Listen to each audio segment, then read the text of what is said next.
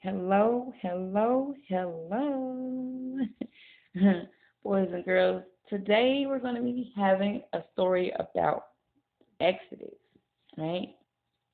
So let's get to it. The story of Exodus. A little girl named Alice had a Bible storybook. She often liked to read it as she sat beside a brook.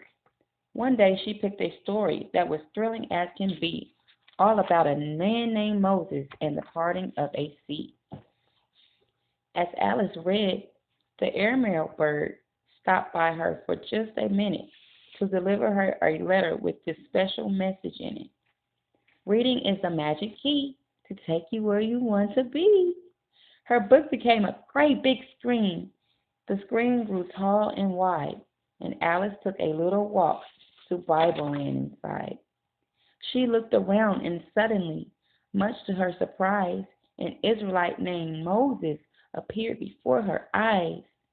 A cruel Egyptian pharaoh many years ago had enslaved the Israelites and became their bitter foe. Now God had called on Moses and gave him this command: free the Israelites from Egypt and lead them from that land. So Moses went to the Pharaoh and made this solemn plea: let God's chosen people go. Let them all be free. The Pharaoh answered angrily, let your people go? Why, who would work and slave for me? The answer is no, no, no. God chose to send a message to show his awesome might. The Nile River flooded with blood before that very night. The Egyptians had no water. They were thirsty as can be, but still the Pharaoh wouldn't let the Israelites go free. Then God sent another plague to show his mighty hand. Frogs of every shape and size filled up the Pharaoh's land. Great big frogs were on his throne, his table, and his bed. They jumped and croaked and hopped until the Pharaoh finally said, tell God to take away his frogs and I'll set his people free. But Pharaoh didn't keep his word and acted wickedly. So God sent other plagues to him. Lice crawled everywhere. Then flies, a million zillion flies came buzzing through the air. God sent more plagues to Egypt to show what he could do.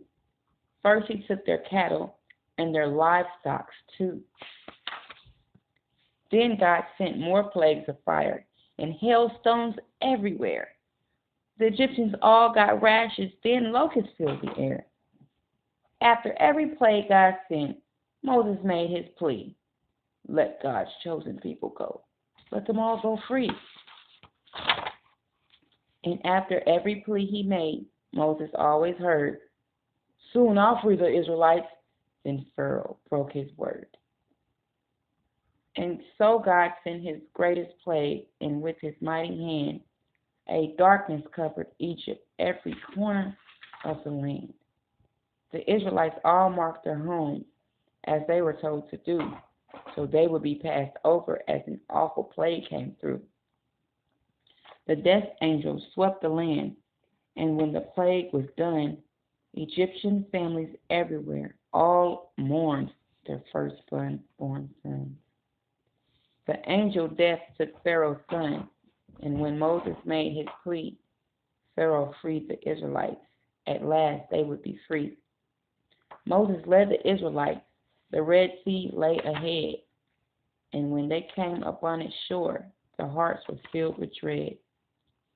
For after Pharaoh let them go, he changed his mind, and then he sent his army after them to make them slaves again. The Israelites looked at the sea. Their hearts were filled with fear.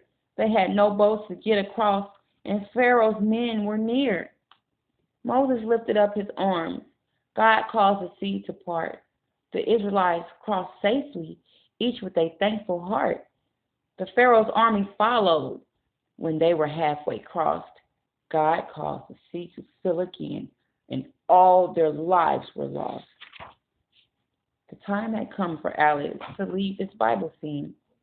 She came back home from Bible Land while walking through her screen. Alice thought, I learned a lot today in Bible Land. There is no power great enough to stop what God has planned. And those who follow in his way and practice what is right will know they are protected by his holy, awesome might. The end. Yay. Say thank you. Thank you. See you next time.